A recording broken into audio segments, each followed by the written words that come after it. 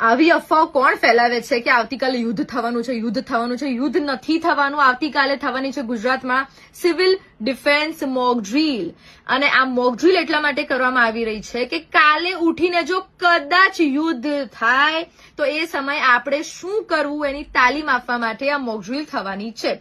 ગુજરાતમાં સુરત, કચ્છ, ભરૂચ, અમદાવાદ આની સાથે સાથે બીજી ઘણી બધી જગ્યાએ આ મોક ડ્રીલ થવાની છે.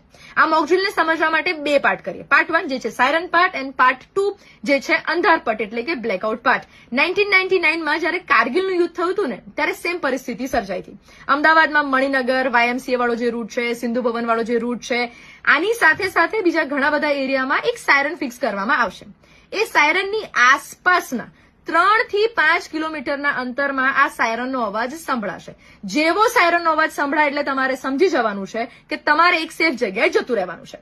સાંજે 7:30 થી 8 નો જે સમય છે ત્યારે થશે બ્લેકઆઉટ એટલે કે અંધારપટ. તમે ઓફિસ હો, ઘરે હો, એ જગ્યાની બધી જ લાઇટ્સ તમારે ઓફ કરી દેવાની છે એટલે કે ટોટલી બ્લેકઆઉટ. અને ટેન્શન બિલકુલ નથી કરવાનું. આવી પરિસ્થિતિ જો થાય એ સમયે પહેલેથી કયા પગલા લઈને રાખવા? ઘરમાં કેશ રાખવાની, ડોક્યુમેન્ટ્સ સેફ જગ્યાએ રાખવાના, ઘરમાં 2 વ્હીલર હોય, 4 વ્હીલર હોય એની ટાંકીઓ પેટ્રોલથી ફૂલ રાખજો.